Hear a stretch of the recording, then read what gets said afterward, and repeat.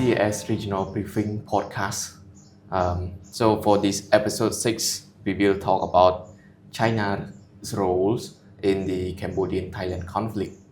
So as the conflict has transpired in the past 10 months, we have seen a lot of involvement from the third parties, from regional powers like Malaysia as the ASEAN chair to other middle powers like Japan and the EU and Australia.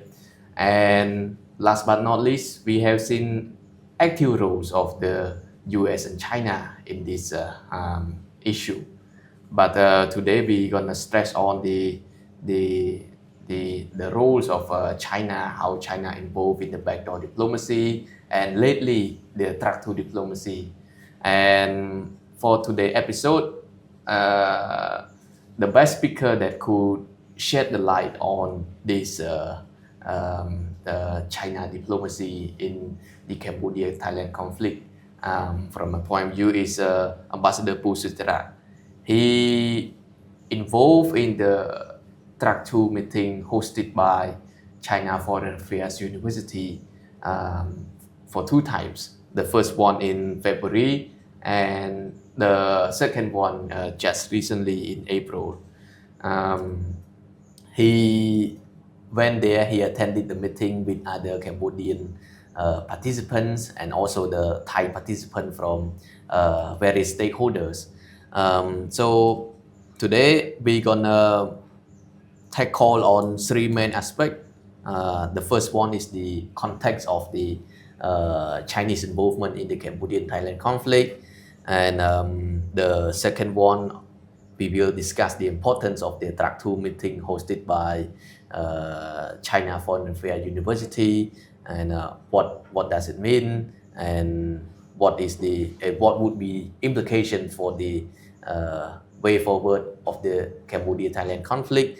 And lastly, we will discuss the future oriented of where this conflict would go amid the evolution of domestic politics within Thailand, Cambodia, as well as the surrounding geopolitical environment in the region and the world beyond. So Ambassador Pu, thank you for joining our podcast today. So first of all, could you share from your point of view the how and why China interested in this Cambodia-Thailand conflict? Yeah. Well, thank you very much. First and foremost, I'm delighted to be interviewed by my good friend, Mr. Rotha, Deputy Director of the Cambodian Center for Regional Study, on the recent dialogue that I attend. And I really appreciate this opportunity very much to share some of my view regarding this important gathering. Regarding your first question, asking me to provide context how and why China has been involved in mediating the Cambodian-Thai border conflict, I'm very happy to share some of my thoughts as follows. As you may know, that starting from 28 May 2025, last year, the border crisis between Cambodia and Thailand has erupted into a violent armed clashes 2 times. The first fighting erupted from 24 to 29 July, and the second one from 7 to 27 December 2025, with the exchange of heavy artillery in the border region by the 2 sides' armed forces, and the use the F-16 airstrike by Thai military force deep inside Cambodia. Now, seeing this imminent risk of full-blown conflicts manifested by the eruption, particularly the second major clash for 21 days between Cambodia and Thailand that might disturb regional peace, the People's Republic of China have stepped up active measure to broker initiative ceasefire to halt the hostility by ensuring significant diplomatic effort and to mediate a ceasefire immediately.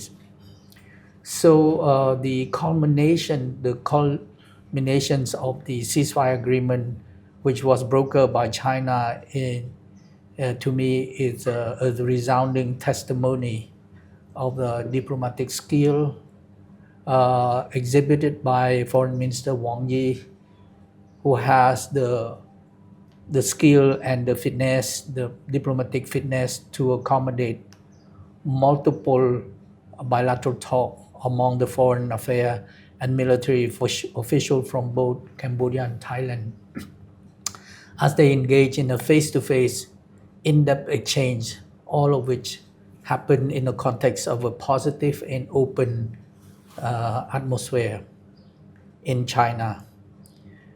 In my view, the ceasefire agreement takes a pragmatic approach by setting aside sensitive territorial dispute and place the restoration of peace as a primary objective.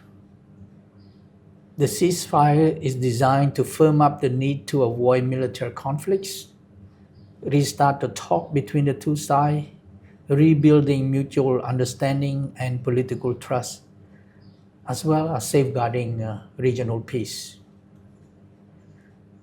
With this agreement, Cambodia and Thailand once again are committed to easing the tension, halt military actions, opt for negotiation, and are willing to engage in diplomacy to improve bilateral relations on the basis of this important ceasefire. The Fujian ceasefire agreement contains 5 key principles. First, consolidate the ceasefire and ensuring full and effective implementations of the joint statement. Second, both sides to work toward resuming normal exchange in all areas. Third, both sides is to rebuild political mutual trust. Fourth, the ceasefire is designed to improve Cambodia-Thailand bilateral relations. And fifth, safeguard regional stability as a matter of shared responsibility from both sides. So I think this effort, the why and how, is very well suited in the present time as we still face challenge to the border conflicts between the two sides. Yes, sir. So, as you mentioned that there were 2 rounds of conflict, and I'm still curious on why the second one, that China involved more actively than the first one. Yeah, well, that should be put in the context of the first one as well, because there is before this one there's a first round of dialogue. So I think I would want to address your second question now with regard to what are the key takeaway that these two dialogue have been achieved, and what is my expectations of these 2 meetings with regard to any key recommendation to the respective government. So as you know, the China-led ceasefire, which was reaffirmed at the China-Cambodia-Thailand Fujian meeting, has created an important opening to stabilize relationship between Cambodia and Thailand. If both sides adhere faithfully to this China-led agreement, I'm sure that normalcy and peace can prevail over their border dispute. At the present time, the ceasefire appears to create important opening to stabilize the relationship between Cambodia and Thailand. While the agreement helps stop active hostility, in my view, its durability remains to be worked out amid how political trust, humanitarian strain at the border community, and the continuous closures and the military pressure at the shared border, which caused severe strain to the 75-year good bilateral relation between the two kingdoms before the eruptions of these conflicts. And so now I will focus on the initiative taken by the China Foreign Affairs University to organize the two-track, two-dialogue, two-time. So far is both timely and important as to ensure border crisis between Cambodia and Thailand remain a very worrisome and that can threaten not only peaceful coexistence between the two countries but also the whole region as well. So the first dialogue took place on 10th of February 2026 in Beijing, with the objective to facilitate the implementations of the 5-point consensus reached on the 29 December 2025 at the Fujian Lake meeting among foreign ministers of China, Cambodia and Thailand, and the restorations of Cambodia-Thailand relations as well as regional peace and stability through academic channel. Scholars and think tanks from China, Cambodia, and Thailand were invited to discuss a recommendation outlining an answer approach to 4 guiding questions suggested by China Foreign Affairs University, which include: first, to explore ways to consolidate ceasefire between the two countries as a matter of priority. Second, to rebuild political trust and restoring normalcy, normal exchange and relation between Cambodia and Thailand. Third, to strengthen humanitarian assistance, and the fourth one is to maintain regional peace and stability. So these are the core question or agenda that was set by China Foreign Affairs University during the first dialogue. And as this is a track 2 dialogue, it has been noted as a resounding success. And I wish to congratulate sincerely the China Foreign Affairs University team for compiling a useful summary report which have captured the essence of what have transpired during the open and frank discussions among the participants at that time. Personally, I appreciate and learn a lot from the frank and open perspective shared by all scholars and experts from China, Cambodia, and Thailand. Now, the second dialogue took place from 21st and 21 April 2026 in Beijing again to build on the momentum created by the first dialogue to deliberate on 3 core objectives.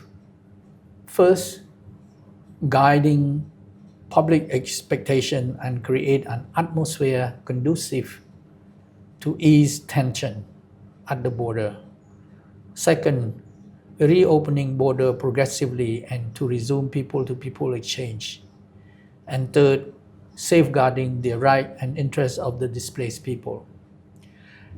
During an intensive 1.5-day session, think tanker, media, and civil society group from China, Cambodia, and Thailand were invited again to engage in a candid debate over a range of important issues surrounding the dialogue theme, which is implementing the Fujian consensus and fostering peaceful public opinion environment.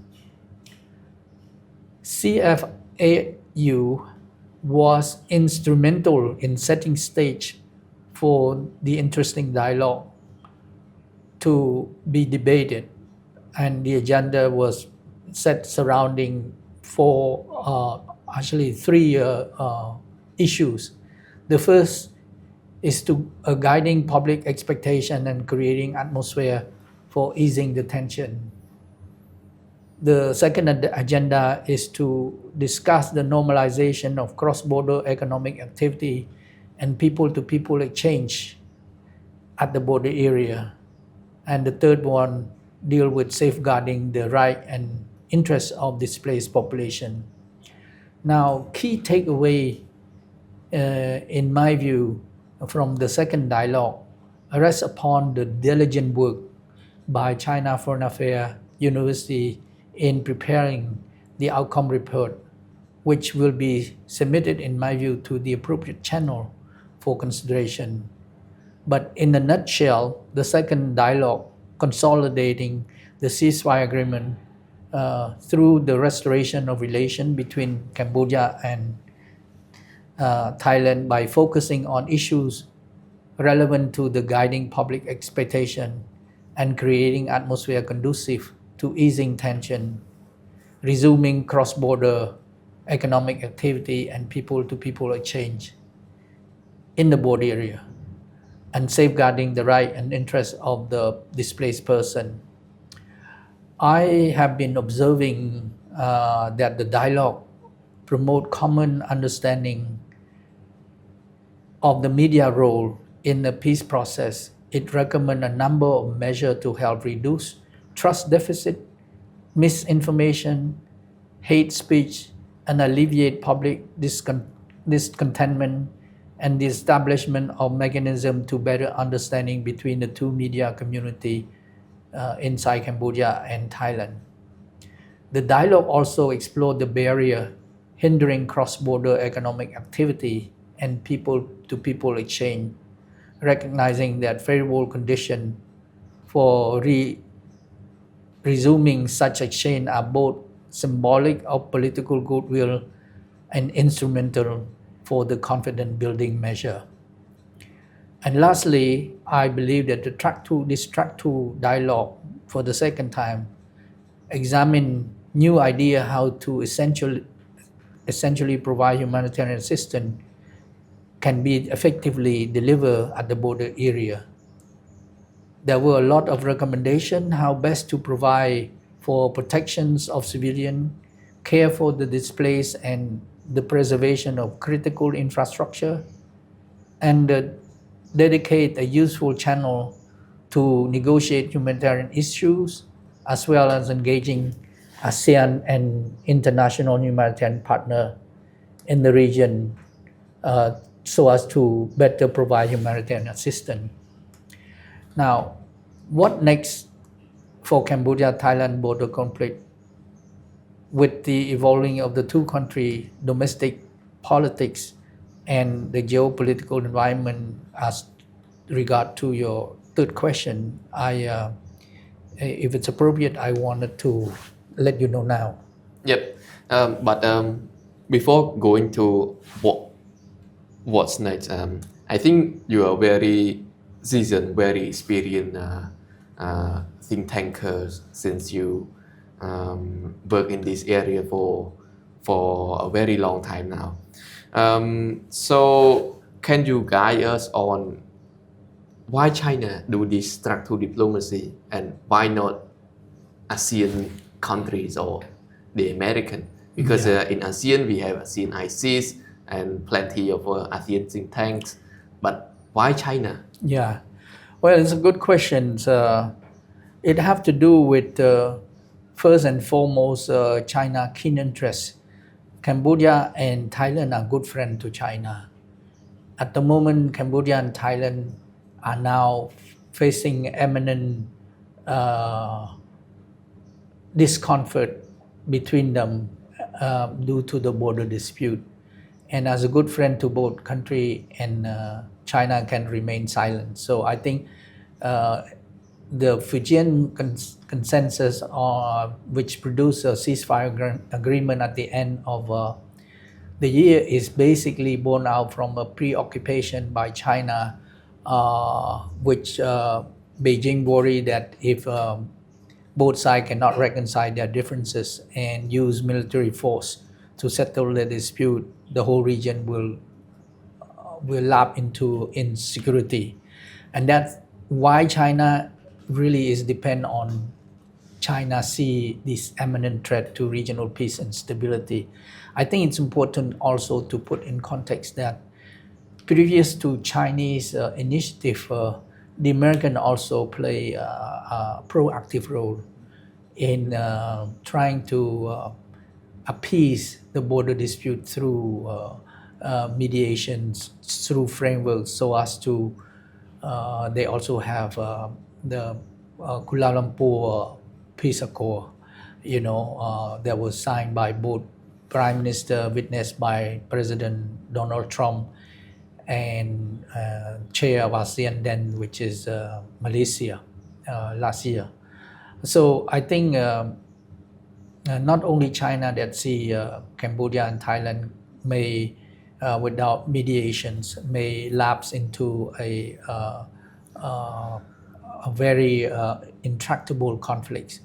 So, but I have to say that China have strike the right tone, the right comfort zone between the two sides, and have done very well in initiating a track to engagement so as to add more value to the effort that was made by track one from both sides.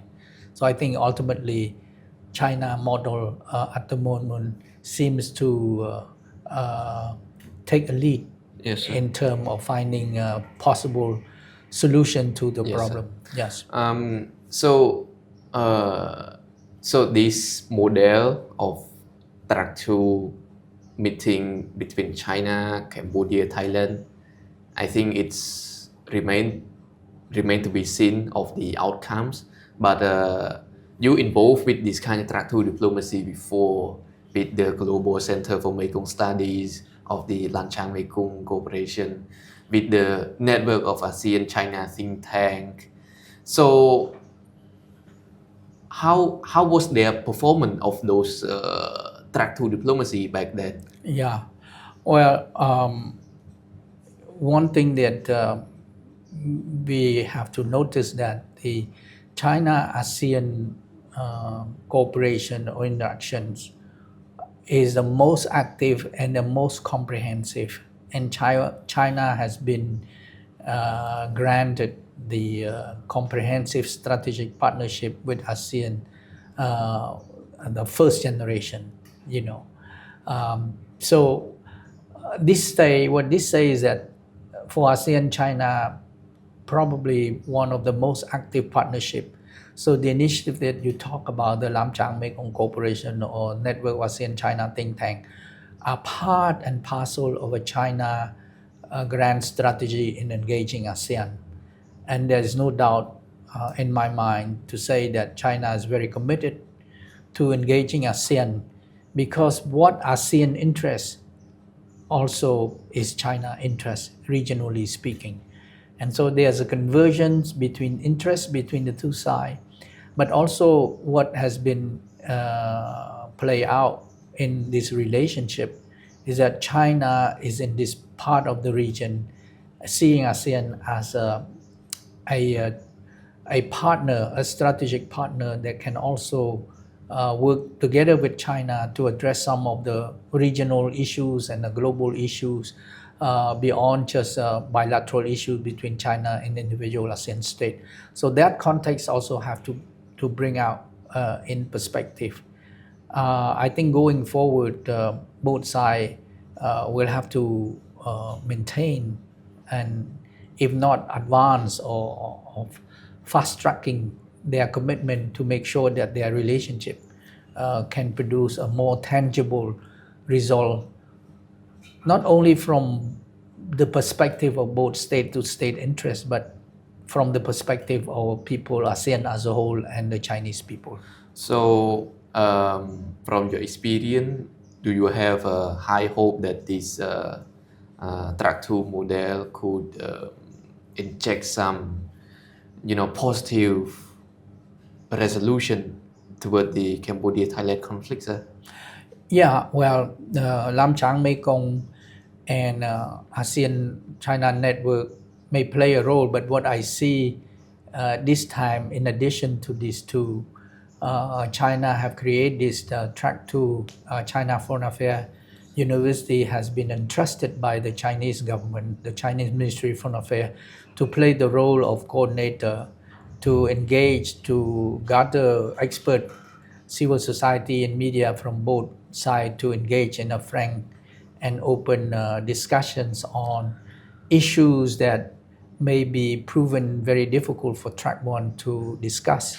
and to bring these issues to an open communication channel, allowing both sides, both group from a group from Cambodia and a group from Thailand to engage, so as to first and foremost learn of each other perspective on diverse issues that remain an issues with the border conflicts, and also to try to think outside the box. Yep.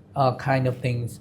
What can be done to ensure that, on the one hand, the ceasefire agreement at the Fujian Lake can be implemented effectively and fully, but on the other hand, how peace and normalcy can be returned to both countries in the fastest way possible. So again, Lam Chang Mekong Cooperation or the ASEAN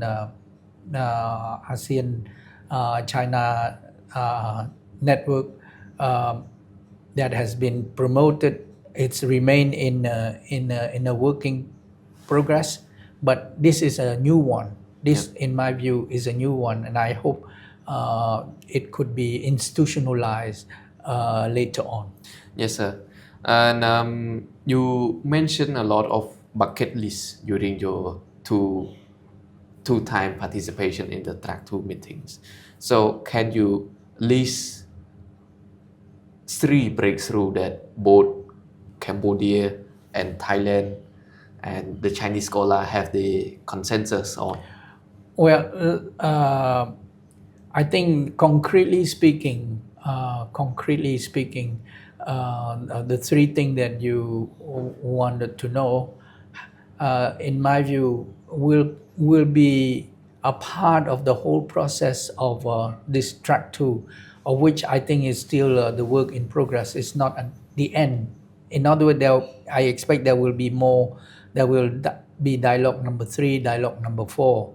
Why I say that? Because this dialogue is designed by China as a track 2, and as you know, track 2 involvement in this is to back up with fresh idea, thinking outside the box on issues that is very difficult for track 1 to communicate or to debate face to face, to allow track 2 people to debate face to face and to come up with common position how to resolve these issues. So instead of identify 3 areas of best achieved so far, I would say that the dialogue number 1, the first dialogue, which took place in 20th of April, to me those were like a foundation laying. It's a time when first time for track 1, for track 2 group can meet together, and during that time only think tank and academic met together between Thailand and Cambodia and China in Beijing. The second time, it's expanded to include media group and civil society, of which I see that from foundation level now they start to plant seed, and then I think these seed have now gaining some result, and I think that we have to allow this process to complete its journey. As I mentioned, I expect there will be more meeting, and then concretely speaking, it also depends on not so much as China at the track 1 level, not so much the Chinese foreign ministry, but also how the respective civilian and military apparatus from both and Cambodia and Thailand can make the best use of the recommendation that is coming out from this dialogue. So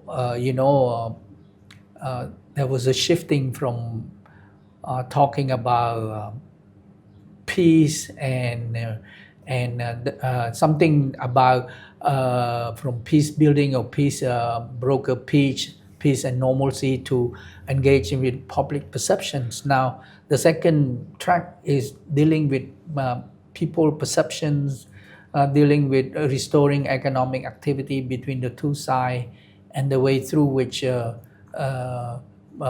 China and Cambodia and Thailand can, in a respectable way, can allow the displaced people to return. So there is a humanitarian aspect already being discussed in the second time. So how effective, how is this element can be put forward, take it on upstairs, depend on the track one people to decide. Yes, sir. So, what were your key messages during those two meetings? Well, I think my key message have to do with what I think the way forward, which, as I mentioned in your third question, I think I wanted to discuss that now because the key message and the way forward represent what I think need to be done next phase. So, as you know, that the border conflict are highly dependent on domestic public opinion, not so much as the difference between government and military to military, but the public opinion play a critical role to this conflicts as well. We agree that nationalism probably is a main strongest cause of this conflict to be very difficult to resolve. Nationalism, particularly ultra-nationalism sentiment between both sides. Therefore, track 2 dialogues such as this one, organized by China Foreign Affairs University, remain, in my opinion, pivotal to peace-oriented narrative that rely on an open communication, confidence building measure, mutual understanding, mutual respect that can effectively manage risk and challenge involving the use of force and the result of dispute through diplomacy to achieve peace and security. This is something that I'm hoping that we can look forward to, that this type of track 2 dialogue will continue to do what I have just said. Now that the agreement have been agreed upon and with keen support from China, Cambodia and Thailand can look forward to move ahead together toward peaceful settlement of their border dispute.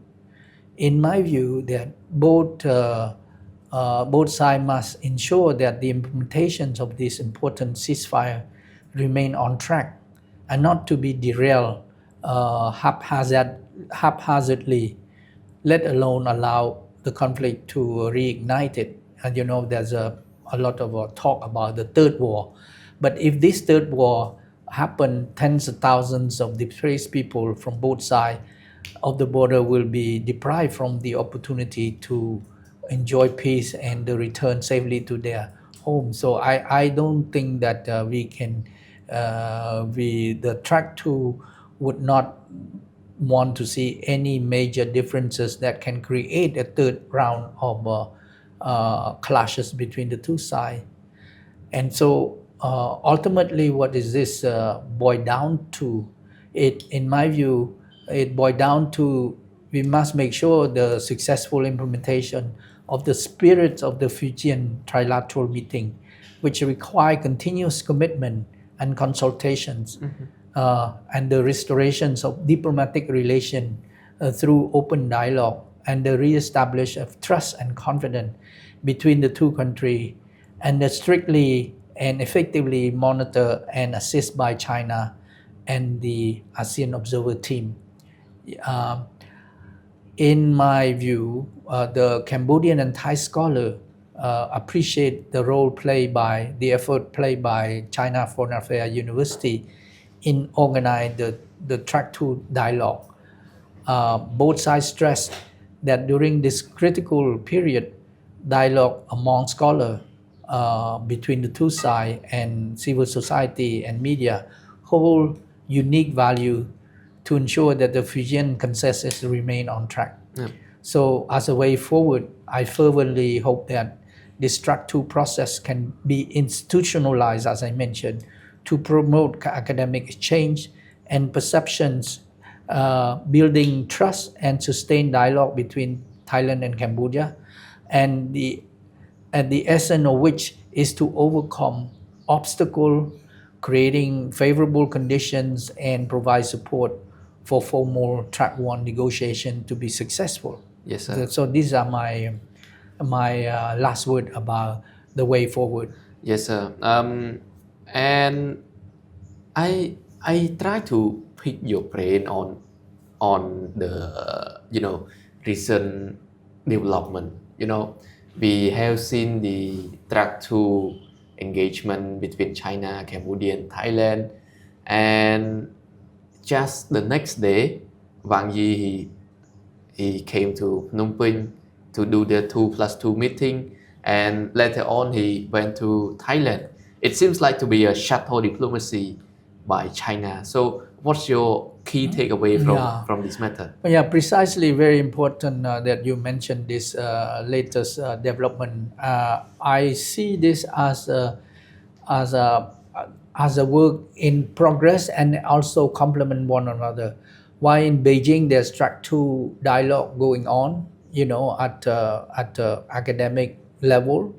At the official level, Foreign Minister Wang Yi visit to Cambodia and then later go to Thailand to do his diplomatic work. To me, it represents a very cohesive, coherent policy by China in seeking diplomacy and negotiation as a way to stop this border conflict and to restore peace and normalcy back to the two countries. At the same time, I must also mention there's a positive overture. There's an opening, particularly from our Prime Minister Hun Manet, and I have to respectfully compliment him for sending the right message that Cambodia want peaceful, want bilateral negotiation to precede any other not any other aspect. And if you read his statement recently, he said that even if there is 1% of diplomacy to prevail, he would opt to use this 1% instead of relying or engaging in endless conflicts and the use of force. So I think that's a very good message. And another message that I see coming out from Foreign Minister Wang Yi after he visited Thailand, I was reading the news, and it appeared that what he mentioned by the Thai press that Prime Minister Anutin mentioned that Cambodia now do not want to engage in conflicts, do not want to engage in military clash again with Thailand, and then this is from Wang Yi telling him, according to the reporter, and this is to me a good message to let Thailand know that Cambodia prefer peace, prefer dispute settlement without the use of force. Yep. This is very important, but I'm also a bit concerned seeing what Thailand said, that although Thailand also want to have a peaceful settlement of dispute through dialogue and diplomacy, but Thailand insists on Cambodia to create an environment conducive to peace and negotiation. It's not just Cambodia have to create this environment for peaceful. Takes two to tango. Take two to tango. So I think Thailand have to take upon themselves to, if really they want peace, they also have to work together with Cambodia to provide this or to create this environment where trust and confidence building measure can also be included in the next step. Unfortunately, to be honest, I'm a bit concerned with the posture that Thailand have undertake, particularly on the cancellations of the MOU 44, the maritime MOU. To me, this it showed that Thailand would not want to have the existing channel of communication or agreement that can be made between both sides to talk about how to manage the dispute that might have at sea, the maritime overlapping claim area.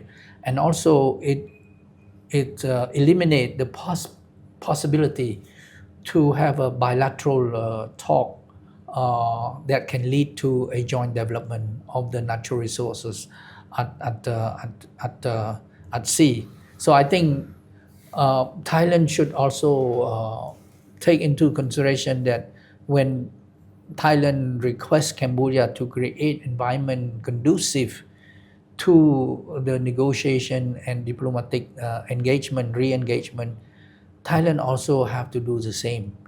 And the cancellations of the MOU does not promote that environment conducive.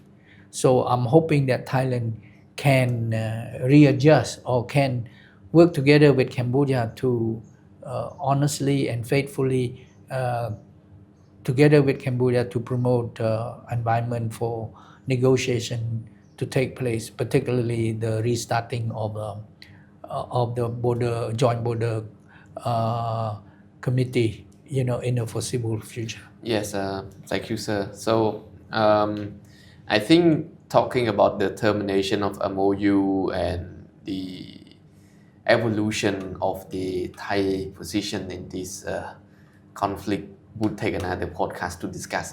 But so before we conclude, you have any last message of this matter? Well, my last message have to do, I'm hoping that what the Thai and Cambodian scholar and media group and civil society have discussed, which will be recorded in the outcome report by China Foreign Affairs University, could be taking serious consideration by track 1.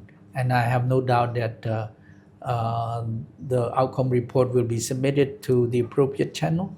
And last but not least, I also want to take this opportunity to express my sincere appreciation once again to China Foreign Affairs University for providing the platform and the opportunity to discuss, but also to the Cambodian and to the Thai expert group from both think tank and civil society and media, that I have learned a lot from them, and I really appreciate their sharing of their frank and open recommendations from both sides. And I see a lot of conversion. I see a lot of area that common objective can be moved forward positively.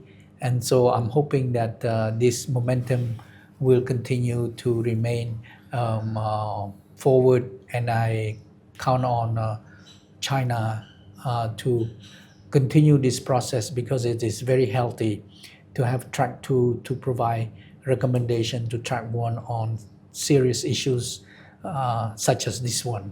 So Yeah. Thank you very much. Thank you, sir. And to our audience, stay tuned to our next episode of the CCS Regional Briefing Podcast. Thank you. Thank you very much for engaging.